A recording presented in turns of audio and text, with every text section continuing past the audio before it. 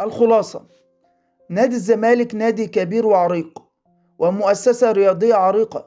التعامل معها لازم يكون على قدر من المسؤولية والاحترام والحكمة. والكل يعلم أن رئيس النادي وأسلوبه دائما ما ينفر الكل بلا استثناء من حوله، ولكن للأسف نجد من يطبل له ولا يستطيع التفوه بشيء من الحكمة ضده.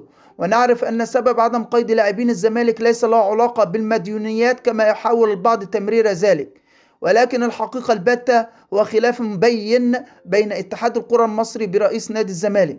وكان من الممكن قبول كل الحلول، لكن الاتحاد آثر استفزاز جمهور نادي الزمالك. ونعلم جيدا أن رئيس النادي يتعامل مع الأمور بالجعجعة والصوت العالي دون تحكيم العقل، ولكن نادي الزمالك أعرق من اتحاد الكرة، وأعرق من رؤساء النادي ومن لاعبيه. النادي هو في الأصل للجمهور، ونجاحه دائما قام في الأساس على دعم الجمهور الغير منقطع النظير.